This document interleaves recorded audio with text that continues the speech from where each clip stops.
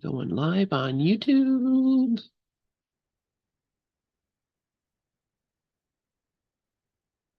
And there we are. Zulma Gonzalez, this mic is all yours. And a magnificent, majestic, momentous, miraculous Monday to each and every only one of us. Guess that's become my greeting. I don't even know what day that started. You kind of hear yourself say this the same things. So it's a process, right? Hear yourself say things over and over again. And I don't know where that only one of us came. It's the truth, though. There's only one of us here. Uh, and I'm glad to be here this morning. I have had an active week and uh, not a lot that I want to report today. Um, Lynn just mentioned that today is May 20th. Today would have been my father's birthday. Well, this day, 1910, was when Daddy was born, and it kind of would be crazy to say, yeah, and had he been alive today, he would be 114 years old. That kind of thing. I don't, I had to think about that because that part doesn't occur to me because, like, just a long, long time. But he stayed on the planet for the first 10 years of my life and then decided, I've done what I've got to do, baby girl. I'm out of here. Uh, and I'm grateful for uh, remembering and being able to smile about Daddy. I was Daddy's little girl, and I've mentioned before, I had lots of siblings, but I was the one who had the opportunity to know him best and longest for a more consistent period of time. But that's not why I'm here today. But it's May 20th, so I had to mention that.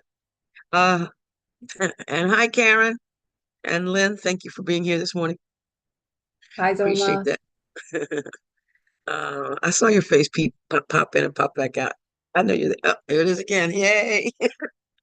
That's my friend. Uh, that's my friend, my Karen. So, all right.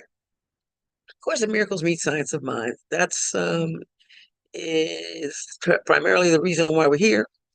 Um, Today, as always, I remind us that to mind your mind. Dr. Ernest Holmes teaches his books, his writings still teach that to learn how to think is to learn how to live. Course in Miracles teaches us that this is a course in mind training. Mind training. This is all about mind training. Dr. Holmes calls it spiritual psychology.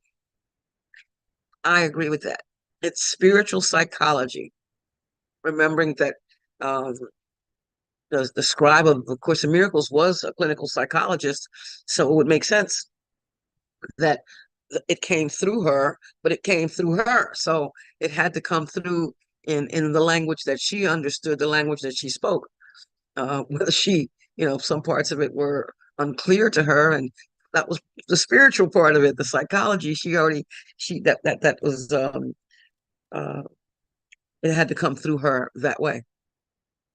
Had it come through me, it would have, I don't know, it would have probably come in some on a greeting card in some way, in some more creative a creative medium, uh perhaps writing, but maybe even more poetry. In other words, we all come with our own unique way of expressing God.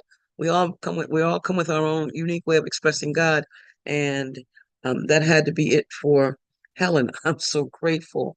Dear God, I'm so grateful. Anyway, this is a course in mind training, and all learning involves attention and study at some level. All learning. If we are to learn anything, if I am to learn anything, I have to pay attention. I have to choose to stay awake. I have to choose not to forget, and have to choose to guard my thoughts. Because an untrained mind, the course reminds us, can accomplish absolutely nothing. And Dr. Holmes reminds us too that thoughts and things are but two ends of the same proposition. It's impossible to stop thinking. We can't stop creating. or making, as the course would say, our choices, whether we create constructively or make things destructively. And the course backs that up by reminding us that all thinking produces form at some level. Therefore, thoughts become things. Well, all right. And the proverb that I came across out of Egypt, which ultimately ended up in the Bible and in other of the writings, the kingdom of heaven is within you, and whoever shall know himself shall find himself. I think I'm going to put that course quote next to that or under that or thereabouts, bringing from the Bible and the course, because the course reminds us that to know ourselves is really what this is all about, to know myself. And in order to know myself, I have to know God, because it's one. One. The Lord our God is one, only one of us, one. There is no other after one. There is nothing other than. Um, so to know myself is to find myself, to understand myself and to understand others. And I have a power quote today from Daniel Lee Morgan from his book titled Guidance for a Spiritual Journey. I believe that's it. Power quote: think what others ought to be like, then start being like that yourself. Man, I saw that. I'm like, I love that. I have to share that. Put it on a slide all by itself. All by itself. I really like that one. Uh, I've been puttering around. I ended up with a quote topic, but not that was really, it's not really the issue. Um, but what I did find, you all know Lovable. You all know my baby boy, who, of course, is right here. I don't know if you can see him. Oh, that's, that's his backside. Um, but he's right there. There he is. Um, and I saw, oh, Karen, I see your hand. I'm sorry. Go ahead, love. First of all, I want to say you look so pretty in that outfit. I don't know if it's a dress or whatever, but it's beautiful on you. I love it. And number one, and it's just a couple things. Can you please repeat after I get off? Will you please repeat that quote? Think what your power quote. Please repeat that. I want to write it. And second of all, are you going to put slides up today, or are you just reading from? Because I don't see any You know slides what? up. I just realized that. So if you had not said that, I'm I like, where's wouldn't her realize slides? that You're I have. spoiling us, and I'm spoiled with your slides, and I haven't seen them. I'm like, where are they? Not only am I. Wait a minute, Lynn. I need screen share, please. Oh, I have it. Okay, I got it. Okay. Yeah, I didn't realize I thought that I did. So thank you for that. Appreciate. Yes. Slides forthcoming right this minute. Uh, Daniel Lee Morgan from Guidance. Let me see. Let me find his book. Let me find his book. I have it right here. Hold on.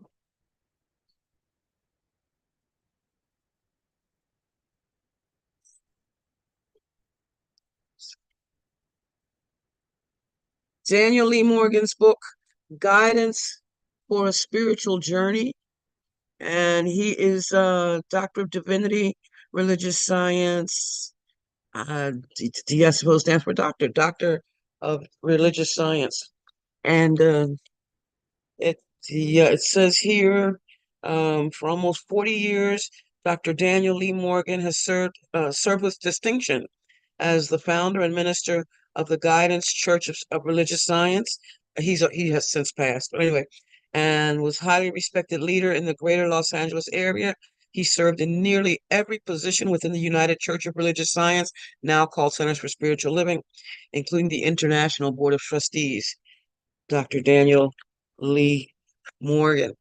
Um, and again, the power quote going up on the slide, sharing the screen, is think what others ought to be like, then start being like that yourself, which brings to mind the quote from the course that teaches meetings, self, judgment. All right. Uh, yourself. Yourself. You have no idea of the tremendous release and deep peace that comes from meeting yourself and your brothers totally without judgment.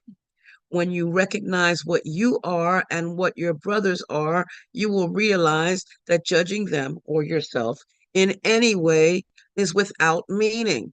In fact, their meaning is lost to you precisely because you're judging them. And I'm going to put that on the slide because it goes so well with the power quote, in my opinion. Power quote. Back to that. I'm going to move this up a bit. Go see, you're getting lessons in PowerPoint now. If you want, anybody's interested, has the Microsoft 365 and would like to um, learn a little bit more about how to use PowerPoint. It is as easy as Word or whatever Word type application you use. And I have been given more lessons in PowerPoint, and I've just been showing off what I've learned over the last, within the last month or two, actually, showing off what I've learned and sharing it with you all. I appreciate that. Karen said, "So where are the slides? Come on now. You started this. Don't you dare stop. Don't you dare." Thank you, Karen. I didn't even so funny. But what the person who was teaching us this Dr. Marie Taylor Amy, who is now she's the board president of the Center of Peace. She's a phenomenal in PowerPoint presentation, PowerPoint presentations, and was teaching us how to engage more and interact more with whoever is in the Zoom room, or as far as the presentation is concerned, because it helps. It becomes more than just me talking, I can go on for days at a time if I have to, but I like the interaction. I can't save myself alone, and listening to myself after a while, starts to bore me because wherever I go, there I am. Wherever I go, there I am. Wherever I go, there you are too. But I like to hear the you part of me to share this. So again, that quote from the Course: "You have no idea of the tremendous release and deep peace that comes from meeting yourself and your brothers totally without judgment. When you recognize what you are and what your brothers are, you will realize that judging them in any way is without meaning. It has no meaning whatsoever, because my judgment is only my opinion." I had this great conversation with someone yesterday, and she said that she wasn't specific, but she said she really saw something about herself, something different about herself yesterday. I'm like, cool. When you recognize that you and what you are and what your brothers are, you realize that judging them in any way is without meaning. It has no meaning at all. In fact, their meaning is lost to you precisely because you are judging them. If I am judging you, I'm really not. I'm actually judging what I think about you, and therefore I've lost you. You're gone because I've blocked that with judgment. So there you go. So my goal is to bring a power quote. From now on, I'm just, as I'm just building on how to present. I love this. I absolutely love this. I look forward to it. Um, uh, in my life, everything on Mondays and Thursdays doesn't start until after 11. Sunday evenings or have to be free for me. Wednesday evenings have to be somewhat free. Most of the time, it doesn't show up. Most of the time, Spirit is like, God's got jokes. It doesn't show up like 2, 3 in the morning. of the day of, thinking about it all week long. All right, Spirit, what you got for me? And this is just the way it is. And then I get excited, about putting all this together. Anyway, so I am reading from the Science of Mind magazine, monthly publication since 1927. Thanks, Karen, you're funny. Monthly publication since 1927. We have one of the care circles at the center of peace is the spiritual living circle. Actually, that comes out of the Centers for Spiritual Living. All this stuff I'm talking about is based on religious science. All this started under the helm of Dr. Ernest Holmes, the Centers for Spiritual Living. That's all he founded religious science, and all that materialized into what's called now called Centers for Spiritual Living. Anyway, the Centers for Spiritual Living puts out a monthly study guide, a discussion guide based on 4 of the articles in the Science of Mind magazine. The Science of Mind magazine, as I just mentioned, has been in existence continually since 1927. It started, by Ernest Holmes and has continued thereon. Anyway, one of the and what we're going to talk about today, if I forget that far, because I've already been going longer than I wanted to about this, but one of the monthly single pages, and it's the size of a Reader's Digest magazine, for those of you who remember that magazine. But one of the articles is called Murphy's Dogma. And then what made me think about this is, Lovable has his own Facebook page, and he doesn't post as often as he did at first because he was really excited, and he needs me to transcribe. So I'm busy with other things. He just has to wait about putting his messages out. But in the magazine, there is a section called Murphy's Dogma, and it's based on this dog named Murphy. Calls himself the human whisperer. Now, I am going to put this in slideshow form so that you can see it. I'm hoping you can see it. And I thought it was so cute, and it's Pause with Perspective. Murphy's Dogma. This is called Dog Prose. I love it, love it, love it. And Murphy writes, this is Murphy the doggy. He says, I don't have secondhand dreams that bunch up like socks in the bottom of old shoes. I am not waiting for spring, graduation, retirement, or the good life. I don't need discounts, rebates, or incentives to motivate me. If you say you love me, I believe you. I don't care if my food comes from a bag or a can. You can feed me gourmet table scraps or junk food. I will run as fast as I can because I can. I just saw Lobo do that this morning. We took him out. He got a good run. They say he's overweight, by the way. The veterinarian told me she's ready for him to lose the weight. Oh, and there's Dove. Hi, Dove. I've been thinking about you ever since your birthday, and I'm so glad to finally to be able to tell you I love you, and I'm trusting that you have been celebrating and continue to celebrate. Yes, indeed. Love you, sir. Love you so much, sir. So Murphy, the dog, continues. I will do anything I can to catch a ball before it hits the ground. Not so with this one. He could care less about balls. I don't need to bathe as often as you do. I love dirt as much as I love water. I don't look in the mirror and wish I were younger. And it's interesting listening, reading this, like, look at the stuff that we worry about, the stuff that we waste our time with. He goes on. This is Murphy. I love tall weeds and grass, bugs, birds, and beagles. Mhm. Lovable has a best friend, his bestie. His name is Face, and Face lives down the street.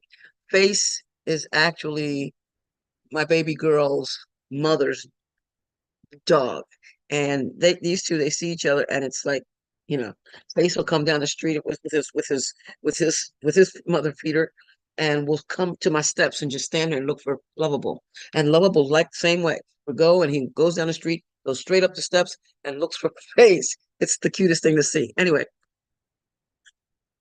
And Murphy continues, I don't have a bedtime. I love the time I spend on and under your bed. Nothing in my world needs to be new. Nothing in my world ever gets old. I have no idea how old I am. I don't care how old you are. I love the sound of your voice and your smile. I love it when you tell me it's time for a walk. I love the tenderness of your hand petting me. I know how hard you try to get the stick out of my how hard you try to get the stick out of my mouth. This is true. And I love it when you roll on the floor with me. I love you. There are so many lessons of love. Our beloved fur friends teach us unconditionally. I read that this morning and I actually got misty. And I'm trying not to go there even now because I know that so much of this is, did I ever tell you all that I had been having a talk with the God of my understanding about wanting my own male companion, and Lovable showed up. wasn't quite wasn't quite what I was expecting, but it works just fine. I love him. Yeah, Karen, go ahead.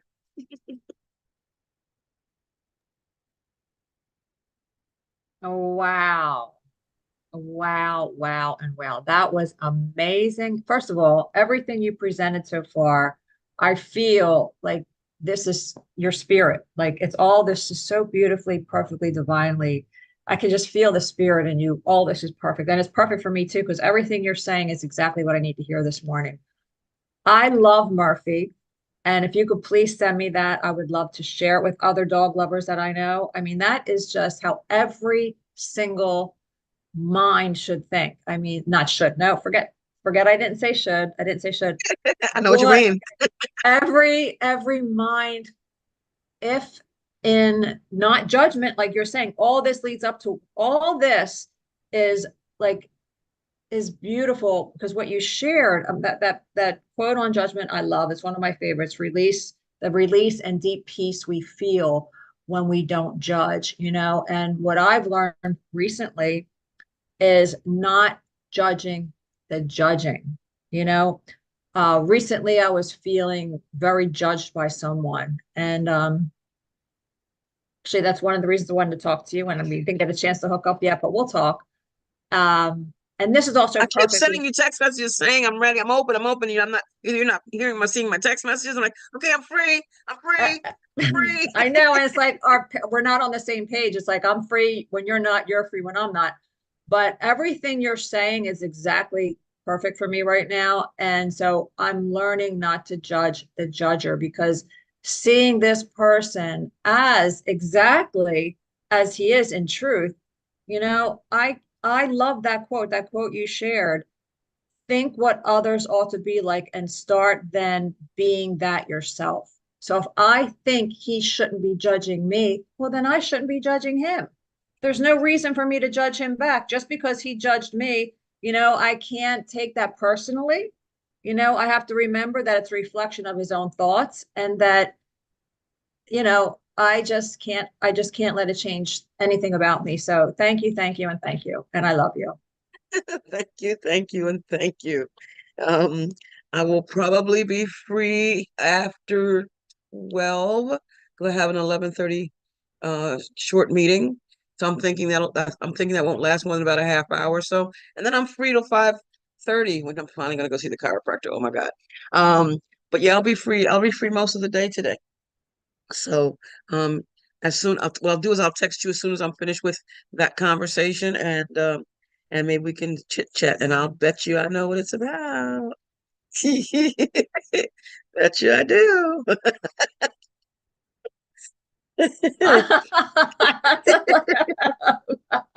I'll put money on this one. I'll bet you I know. Anyway, I think you know me too well. well, not just you, but the judger as well. the other judger, because we're all in this together. We're all in this together. It's just something we've been taught to do. But I'll be more than happy to send it to you. And it's not, needless to say, not just for dog lovers, because it's and that's the whole thing about that. That the animals, at least I'm speaking for, that they don't judge us. We teach them fear just like we teach others fear, because we've been taught fear, and it's just what we do. It's all fear based. Every bit of it is fear based, which is a segue for what I do want to talk about. And I don't know how much of that. Well, we'll see. I've still got a half hour. But it's we are so rooted in fear. Fear that it's not going to be this enough. Fear that it's that too much. Fear that it shouldn't be this way. Fear that that shouldn't be. We just come up with all these reasons to hurt ourselves. And the course is constantly asking, have you, do you know how many opportunities you've had to gladden yourself and you haven't? You refuse them? How many opportunities? Every moment is an opportunity for us to gladden ourselves. And I mean, life is life. This is, we're going to go through what we're going to go through. And every one of these things is a teacher. For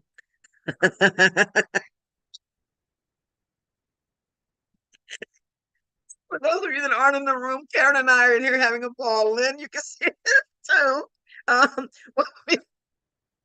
First, Lynn wrote, talking about the doggy, that he will love you unconditionally and he will never betray you. He will be at your side until he can walk no more. The perfect male companion. Oh my God, you're going to make me cry. Oh wow. But I will say this: if I go try to touch the back of him, and if anybody tries to touch the back of him, even just before the tail, but anywhere in that area, oh, he'll betray. The growl comes, and the teeth and the snarl comes with it. The veterinarian found that out, uh, which I thought was hilarious, because there were things that I could, ways that I could touch him and ways that I could, interact with him, that made her say, well, if there's one thing I'm sure of, is that he loves his mommy. I said his mother feeder. You know what that stands for, right? It's MFer. Um, and it really is. I didn't plan this. I didn't plan this. Shut up, Karen. I didn't plan this. I wasn't expecting it. Apparently, it was in my psyche. As we would say, manifested it, because, but I can't. I'm to the point now. I want emotional support animal papers, because 9 times out of 10, I want him with me. 9 times out of 10, he is with me. I'm now working as a caregiver, serving as a caregiver 3 days a week, and get to take Lovable with me. It's phenomenal. And as you can see, he's always right there now. Before, you saw him on this side, and all he's done is switch sides. He's now right there. He's all the time, all the time. Anyway, yes, the perfect male companion. Thank you, Karen. Except at feeding time. This thing, he thinks everything is the Last Supper. Anytime, it has to be for him. Anytime. So, according to what I read, because yes, I've got the manual on how to deal with the Jack Russell dog, particularly. Um, but there are many who, I have to eat first and then he eats, because he's going to be sitting there craving the whole time I'm eating anyway. So if I don't eat first, then I feel guilty for not giving him my food. And since he's overweight, I can't. This is a fun day. Oh, let me update you. My sister is in Texas with my nephew. She went on Friday, and she's not going to have any more chemo, just blood transfusions, for as long as her body decides it wants to hold out, until she decides that she's ready to leave the planet. And that's the update on my sister Jelly. Maria is her name. Um, that's the update, and all is well. Meanwhile, I'm keeping and my other nephew, the one whose mother passed March the 25th. He and I have been keeping in touch with each other regularly, which is good. Uh, he he was with his mother his entire life. His entire life. He's 50 years old and he's been with his mom his entire life. And he's progressing.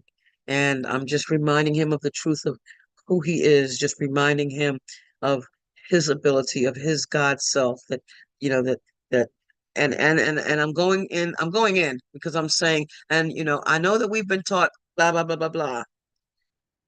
However, here's where peace comes from me, and then I share with him, and he's been calling me every couple of days, so apparently he likes what he's hearing. It's helping him get get to know himself, get to know himself, because his only basically his knowledge of self was primarily in relation to his mother, and then although he has um uh hobbies that he comes and goes, not a passion one moment and then not the next. Sounds like his aunt, but um he's coming. I'm really really really really really um enjoying, appreciating how my nephew is moving right along. People were, in the course, and I know I'm assiding. These are all asides, but in the course, it talks about that we are to see our brother as he is. I am to see everyone as they are, not in the poor thing. And because people, that was the first thing people were saying, oh, he's, what's going to become of him? He's, all he's ever known is, taking, doing what his mother said and all that. Well, he's applying it. He's applying it. I mean, the brother still had to breathe for himself. The brother still had to eat for himself. The brother still had to, take care of bodily functions for himself. Uh, and he's allowing his invulnerability, or what we would say vulnerability, but he's being vulnerable enough to become invulnerable, to reach out to me, to call, to talk, to laugh, he made sure he went and saw his aunt, my sister, who's Maria, who's now in Texas. He made it a point to go see her. He's just such a warm, anyway, that's even gonna make me cry. I'm in a I'm in a real good space. This is a loving space. This is a really, really, really loving space. Go ahead, Karen.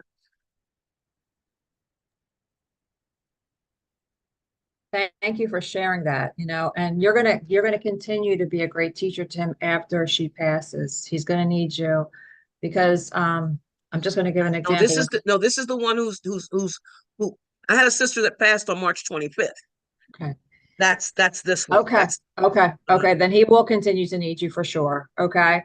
My uncle that you've met, um, in the 80s, my grandmother, his mother passed away. And before she passed away, this was years before she passed away. He was mommy's boy. He was the youngest, always close to his mom. And he said to me one day, he said, I don't know what I'm going to do. If my mom ever dies, I don't know what I'll do. I don't know what I'll do. And I never said anything. I just listened to him. Well, she died. And when she died, it's believing those thoughts. He believed those thoughts and believed that once she died, he would never be able to handle it. And that's when he turned to drug addiction. That's when he became homeless for 10 years. And his life took a turn for the worse because he believed his thoughts. So it's dangerous. I mean, it's a dangerous thing to listen to your mind and believe it. So it's so valuable and beautiful that you are there to help him to change his mind. I just wanted to say that it's really awesome. Really. Thank you. Thank you. Thank you. Thank you for Thank you. sharing that. And to add to what you're saying, that same uncle that I met, that was what he did. That was what he believed. It's what he no longer believes. He is now living a wholesome life. He is Karen's right hand. She is his right hand. He's just a wonderful, wonderful, sweet spirit. And I have met him, and he's my uncle too. I love him. I love him. I love him. Um, and you can tell him I said so. Please extend my regards. Um, I've had a chance to meet this man, and you the love just it just oozes. It just oozes. And he has his mind, and it's had an opportunity to change quite a bit, in part because Karen is a part of it. So let's not discount that. Let's not discount you, my Karen, and your role in his life. All right, all right. We are just getting this hour will be over, and I will not get a chance to go any further, and that's okay if that happens too. Let's see what's next, because I don't remember. Oh, that wasn't it. So today I wanted to talk about fear. I want to start in on fear. And I don't know if I covered if we've talked about fear before. I don't remember. I'd have to go back and look at remember I told you I don't go back and listen to my recordings. I can look at the slides. I do, that's why I date them and all that. It gives me a clue. But see, now that I'm making the PowerPoints, the presentations on a monthly, so the April slides are over there and the March slides are over there. I would have to look back. Maybe I'll give myself do myself a table of contents. Anyway, anyhow, but I want to talk about fear. Came across this gentleman who is also a a student of New Thought and Religious Science and has been for 40 years. He has a new book out titled "When Fear Speaks, Listen: The Seven Messengers of Fear." Now, I'm not going to read from the book, but what I am going to share is from an article that he wrote in this month's Science of Mind magazine. And before I go into that, he talks about the seven primary messages of fear. And I don't know if they're in any particular order, but he says they are anger, worry, judgment, selfishness, shame, loneliness, and uncertainty. So of course I went in the course to see what the course where these things came up, and I was quite surprised that, for example, the word worry is only in the course 15 times, and the word shame is only in there, I believe it was like 5 times. Um, it or and even then, or the word, and some of the other words are parts of a sentence, like the word, being lonely, and just kind of surprised that these words didn't appear very much in the course. I do want to, well, tell you what, I'm going to go into Dennis Merritt Jones's. Let me come out of, let me stop sharing the screen for a moment. Am I sharing the screen? Wait a minute. I wasn't in screen share. I did it again. Yeah. I did it again. I just noticed that. So let me do that so that you can see this. The seven things that he said. I was doing it cutely from current slide. What I had done was brought them in individually. You see, I'm playing with the PowerPoint and you didn't even get to see me play. Anger, worry, judgment, selfishness, shame, loneliness, and uncertainty. Those according to Dennis Merritt's article, Dennis Merritt Jones's article, which I'm going to go into next, are the seven primary messages of fear. Now, I'm going to go into the Science of Mind magazine, and I probably won't finish this today, which is okay. Give us a place to continue on Thursday. In the May 2024 issue of the Science of Mind magazine, it's actually called The Guide for Spiritual Living, and then under that it says Science of Mind magazine. Karen, I will send you a copy of the entire magazine. It's a PDF. The title of his article is what's the question? What keeps us from ascending from good to grand, rather, from good to great to grand and beyond. The theme for the year is good to great to grand. Um, Grand Rising is what it is, actually Grand Rising. So we're talking about, and now that's the new good morning. We people are not saying good morning anymore because the word morning, even though it's spelled morning, is synonymous with the word that means grieving. So the term good morning is slowly fading out. And when Grand Rising is the new term. You know me, I just like doing the marvelous, magnificent Monday and the tremendous Tuesday and the wondrous and wonderful Wednesday and the thankful Thursday and the fantastic and fantabulous and um, faithful Friday and super superb or serene or soulful Saturday and Sunday, whatever. And that's how I stopped saying good morning. I stopped doing that a long time ago. But anyway, the grand rising. So anyway, what keeps us from ascending from good to great to grand and beyond? And let's see here. Come on. All right. That should happen with this too. All right. And he talks about, I'm gonna start reading this article. I'm gonna see if I can make it a little bit bigger on the screen so you can see it, because this is straight out of the magazine, not on a PowerPoint slide. Have you ever considered the idea that going from good to great to grand is a sacred journey, an evolutionary trek that, as the 12th century poet and mystic Ibn Arabi infers, we've been hardwired with the spiritual DNA to make? And if that's the case, why should we stop at grand? If infinite intelligence, capital I's, is, well, infinite, surely something unfathomable must lie on the other side of grand, something beyond the beyond awaiting our arrival.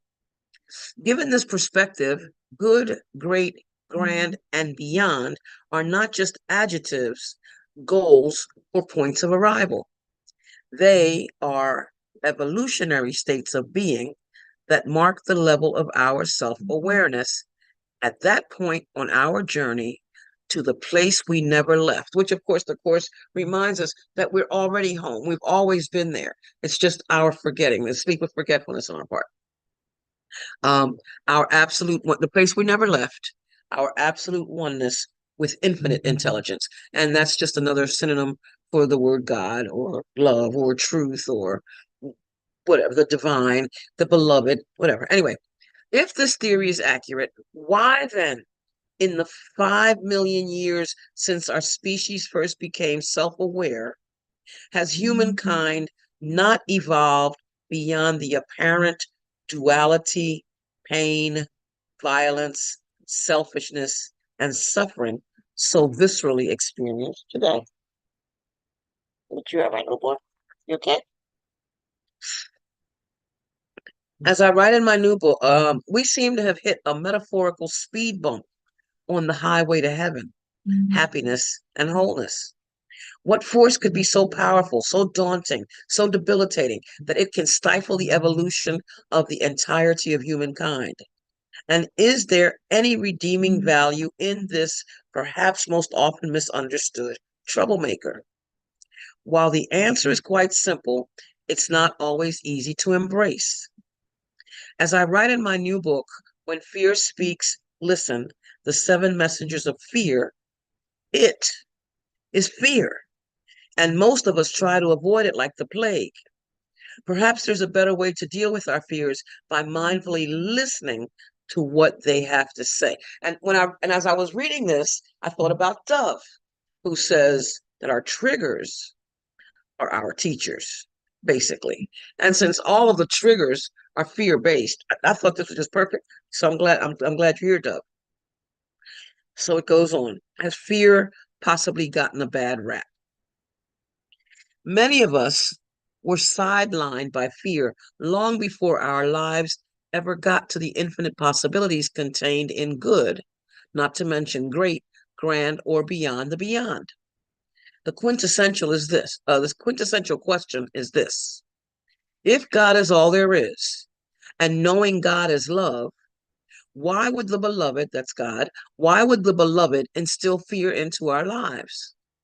The answer, albeit difficult to see at times, must be love. Fear is a built-in part of God's internal guidance system that has been lingering in the minds and hearts of humankind for countless millennia, and it's not going away, ever. And the Course does say that. We all fear. It doesn't say it quite that way, but we all fear. At some point in time or another, we all fear. We learn through through process to fear less, perhaps, or to not fear as for our upsets to become smaller. Though there are no small upsets, they're all equally disturbing. But you know what I mean. That we don't go into drama mode as much. Whatever, however that is through the process. But nevertheless, there's always that's something. You turn a corner, something doesn't look right. You see an ambulance and it's near where you live, and and all of a sudden you go into a panic. It's just what we do. It's what we do. Um, it's not going away ever, nor should it. Fear is, and the Course says that too, that our role is not to be free of the tribulations, but to escape them, or rather not to escape them, but it's part of us. It's in the manual for teacher, the number 26. I'm not wording that correctly, therefore, I'm going to have to go to the Course. Um, and the book I'm grabbing is not the Course. Um,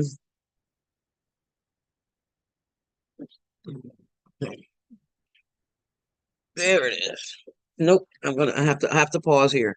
I have to make sure that I'm reading that right. I don't want that to be misquoted. It's in the manual under number 25, I believe it is. 25, 20.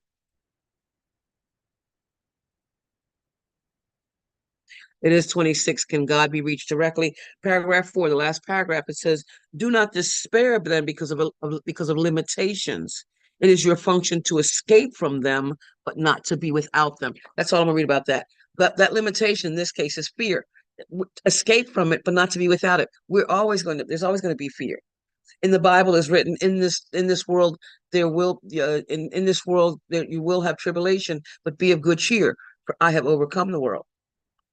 I have overcome the world. Okay, so fear, according to this Dennis Merritt Jones, is a paradox that wraps itself around us until we realize it has no actual power of its own. Of course, we know from the Course, it's the ego base, it's not real. It has nothing until we make it something by breathing life into it. And the Course says only our allegiance to it gives it power. Fear draws 100% of its life force from us. It ain't so. Say it ain't so. We feed the invisible beast and keep it alive with our imagination, emotions, and reactive minds, as well as with our inability to remain anchored in the present moment. And we know what that's about, right? We want to go to the past, we want to go to the future, and we want to use the present to do it. And then we, get upset. We're wasting time. But we're wasting time. We actually wasting time, and we're making time last longer than it has to because we're trying to extend the past into the present. Anyway, if our intention, I'm back to Dennis Merritt Jones, if our intention is to unfold a life that lifts us from good to great to grand and beyond, we will have to learn how to proactively understand and transcend fear. The first step is to embrace the fact that fear is not our enemy. It is a messenger. This is what I was reading, what made me think of Dove. It's a trigger. It is a messenger sent by the beloved to get our attention, to slow down our roll, and then to guide and guard us, to keep us alive and safe as we mindfully move our lives forward. And for some reason, I just thought about Karen when she was after she first had her surgery. There was no way she was going to just like jump out of bed, just jump up, do the sidestep. Sidestep didn't come right away. That's something that was part of the process. At first, she was scared to death to move. pain alone, just the fear which in this case was a righteous quote quote a righteous fear, making the right judgment, as it says in the Bible, making a right judgment, not to try to jump up and and start doing the the wiggle and the boogie. No, no, no, no, no. That's not it. We have to pay attention to these things. Get our attention, slow down, slow our roll to guide and guard us, to keep us alive and safe as we mindfully move our lives forward. While at times it may appear that fear takes its job too seriously, that's what we're talking about, the ego here, basically, in that regard. The reality is many of us would likely never make it to adulthood without some fear guiding us in our decisions. Found that an interesting way to look at that, an interesting way to look at fear. But again, it goes back to what Dove said.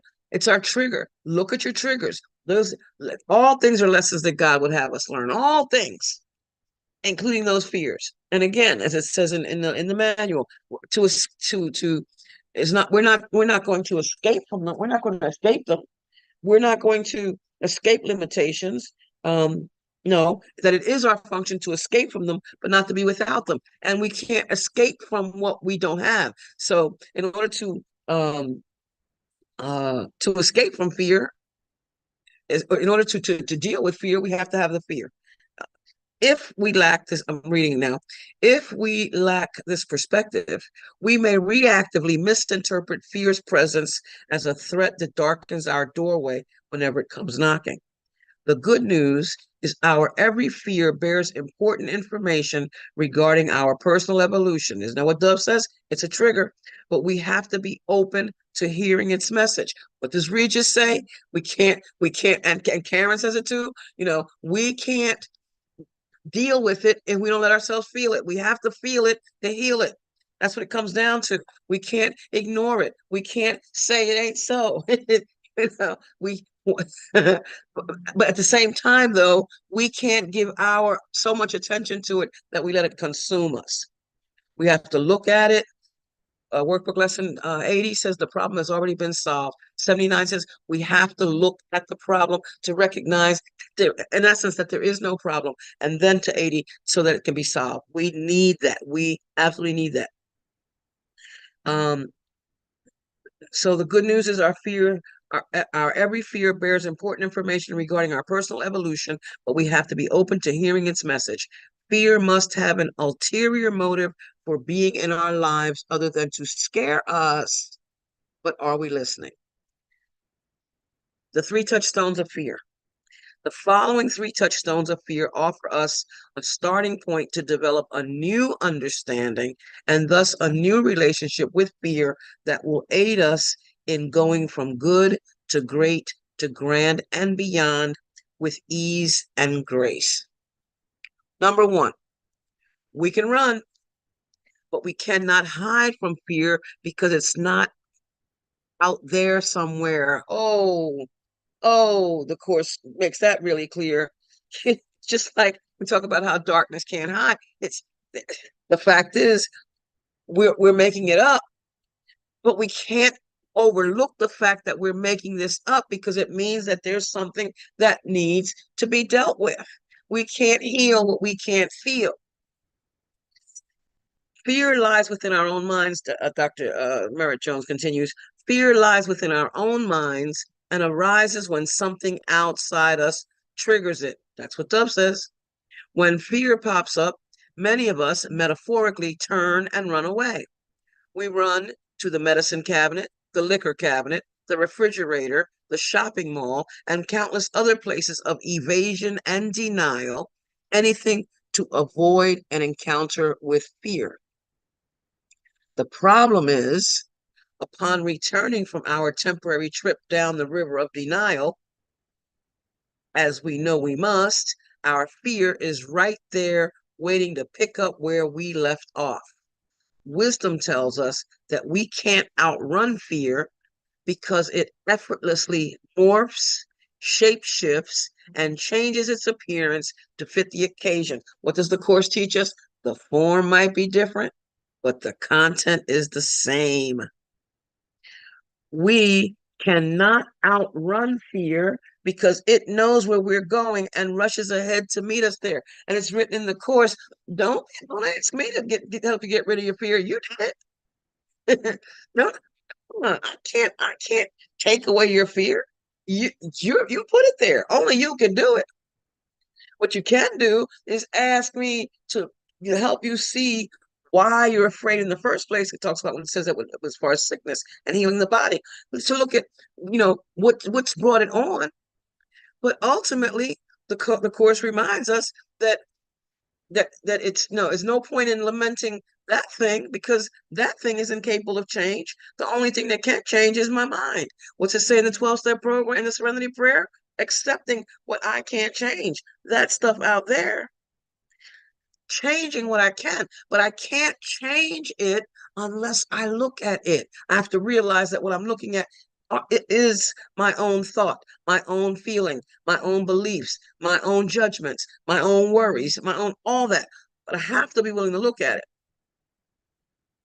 So as I was saying, the problem is upon returning. Okay, wisdom tells us we can't outrun it. Okay, we can't outrun fear because it knows where we're going and rushes ahead to meet us there. Takeaway number one. Understanding that we can run but cannot hide. A more logical thing to do is to turn and face our fear while listening to its message. And the reason, what makes that possible is recognizing that God, that fear that fear is a block, that we are putting this fear as a block to God. We're keeping ourselves from seeing beyond the body, seeing beyond the form of any kind, seeing beyond the situation, recognizing that those things are not entities in themselves. They're not entities at all. Sickness and any of that, it's not an entity. It's a belief system. We call it the BS. My BS is keeping me from appreciating, recognizing, loving, understanding the God self that I am, the God self that is, the God that is. It's keeping me from doing that. So we understand we can run but cannot hide. A more logical thing to do is to turn and face our fear while listening to its message. It is already 10:58. I'm not going to go much further with this right now. Just a piece of number two. Do I have time? Yes. Piece of number Zulma, two. there's no one on after you, because But people move. I have a meeting at okay, I'll do a little bit more, but I have a meeting at 11:30 and I have to prepare Okay, a little bit for that. just yeah, A take your very time. important phone call. Um, Number two, every fear originates from within when a concern of death or loss triggers our emotions. I'll reread that. Every fear originates from within when a concern of death or loss triggers our emotions. And I thought this was interesting. Fear hides behind many disguises, and they all carry the same message: a concern of death or loss of something or someone. And that frightens us immensely. And this is the key. So we talk about death in the course, it talks about death. And I used to read that in the course. I'm like, what does it have to do with, physical dying? And then I came to realize in the course, and here he explains it's not necessarily physical death. It's not necessarily that. It's what we consider to be a loss, something going away, something changing. And he goes on and he explains that it might be our own physical death or the loss of a loved one that evokes fear, or it could be the death or loss of a lifestyle, a relationship, career, a bank account, our possessions, our reputation, or our health. It could be something intangible, such as losing control or losing the power we feel we lose when we don't prevail in an argument. I'll repeat that. It could be something intangible, such as losing control or losing the power we feel we lose when we don't prevail in an argument. When fear pops up, we can ask, what am I most concerned about losing at this moment? If we're listening, we'll get an answer. And when we get an answer, we'll realize that we are at choice. We keep saying that. We are at choice. Decisions are continuous. We can always choose again. We can always start anew. We can always, every moment is a new moment. Every instant is a holy instant if we want it to be. We can either do something about it. Dennis Merritt Jones continues. We can either do something about it or we can't. This is the point at which remembering our oneness with God's omnipresence, omnipotence, and omniscience empowers us to discern the difference and act accordingly. Transcending the fear of transcending the fear of death or loss of any kind frees us. Transcending the fear of any type of loss frees us, gently lifts us and opens gently. All right, Zulma. Transcending the fear of death or loss of any kind frees us. It gently lifts us and opens the portal to the good, great, grand, and beyond. And the Course talks about us being magnificent. We are, what's the word? That's not the word. Um, it talks about our littleness versus that other thing, and it's another M word. Magnitude. Thank you. Thank you. I knew. Listen, I appreciate your help. Appreciate you being here. Need you. Need you. Need you. See, we take each other home. We take each other home. We're doing this together. I'm so grateful for that. But yeah, we we are all that, because in review one after workbook lesson 50, it reminds us that wherever we are, that's where peace is. What is that saying? That I'm omnipresent too. We talk about the allness, the capital A of God, the allness of it all being everywhere, but we are too. We're everywhere all the time, everywhere all the time, which is why I can pray about you, or I can get a feeling about you, or whatever, and you're over there and I'm over here. And all of a sudden, like, wow, I was just thinking about you. Call comes in, text message comes in, or something, or somebody starts the conversation over here, and somebody's saying, I want to talk to you about that over there. It's just, if I am one with the one, and the one is omnipresent, then so am I. Then so am I. It comes down to that. And we play small. We play small. We don't give ourselves the credit for being all that we are, for all that we are, not just what we can be, because what we can be is what we are. Every response you make, the Course teaches, is determined by what you think you are. And what you want to be is what you think you are. What you want to be then must determine every response you make. You want to be a piano player, then you've got to get on a piano. You can't become a piano. You want to be a great driver, you can't do it by just reading the manual for how to drive. You got to get behind the wheel. Every response you make is determined by what you think you are. And if you think you're less than, you're going to act less than. If you think you can't, absolutely, you cannot. Anyway, so transcending the fear of death or loss of any kind frees us. It gently lifts us and opens the portal to the good, great, grand, and beyond. Takeaway number 2 is, if we know and believe we are one with infinite intelligence, the source of life, and the supply of whatever adds purpose and meaning to our lives, there can be nothing to lose, nothing to fear ever. The Course teaches, quite simply, that being and having are the same. I am everything. I have everything. What I am and what I have are one. God is everything. God has everything. I am that. I am. I am. That I am. That's God. It's interesting in the Bible how it's written, I am that I am. There's no punctuation there. There was no punctuation anywhere in the Bible. You know that? There was no punctuation at all. Whoever the writers were, whoever the editors are powerful people when it comes to writings of any kind. The editors are powerful because they put punctuation where they feel it belongs. They italicize over here. They make it capital over there. They make it bold over there. The editors are some powerful individuals. In any event,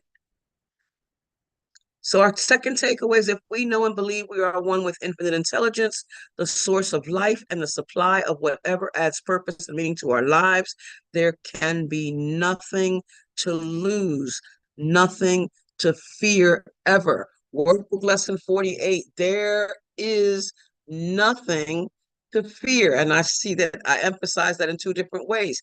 There's not a single thing out here that needs to be feared because there is no single thing out there, and that there is nothing to fear. Is nothing. There's nothing to it.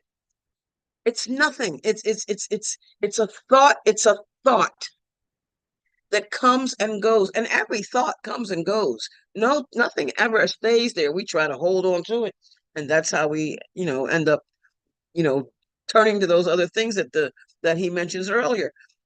Trying to hold on to something that's already gone is insanity. It's insanity. I am going to stop this part here and come back to it on Thursday. I'm going to stop share for a moment here, and I'm going to go to one of the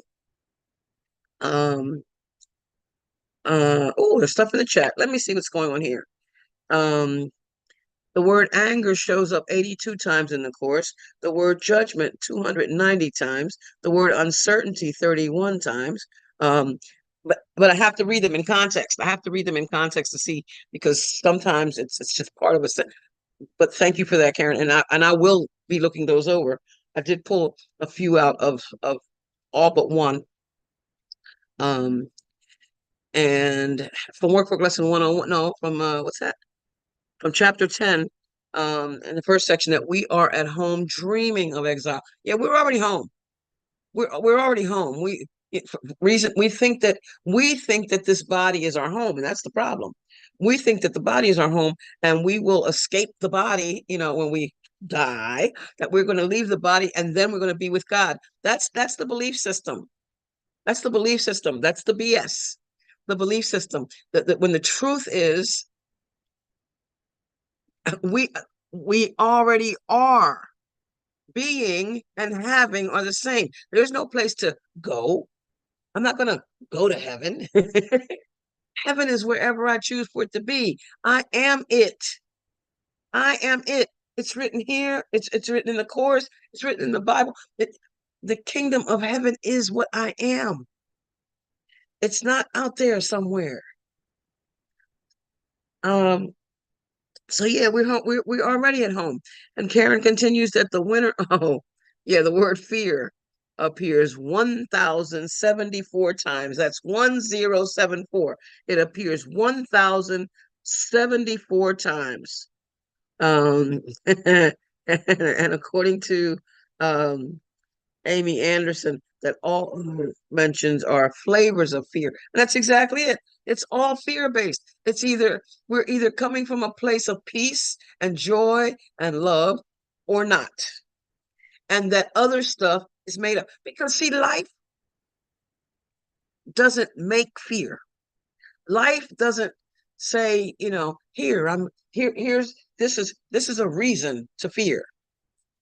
The grass is growing taller than the toddler. You should fear. No, grass is just growing taller than the toddler, higher than the toddler. It's not saying that there's a reason to fear. We make it up. And yes, quoting Dove, to be grateful for your triggers. That's what I've been saying all along.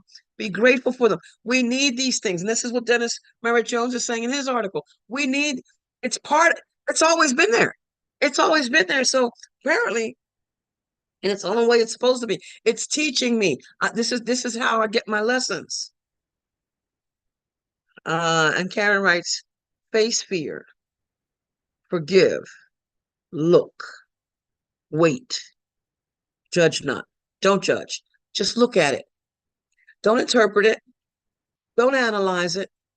Just look at it. What's going on here?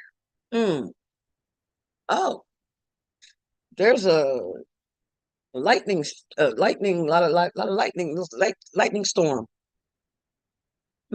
I see. It's like, yeah, I'm hearing on the news. There's lightning storms. Interpreting is, oh my God, it's lightning. My house is gonna see. There we go. And I'm taking myself into stuff, taking myself into it. I am not going to continue to take myself into stuff. I am going to go into the PowerPoint just for a moment. Only to, and I'm leaving in about 4 minutes. I'm out of here. Okay, why is that? Nothing's moving. I want the next screen. It's not moving. I need to go to the next screen in order to make this happen. Let's see. I do that. And then I do that. And then I bring it up just so that you can see it a little better. So I just want to look at the first one. The course from the course, where it talks about fear is anger, because Dennis Merritt Jones, he mentioned 7 different things.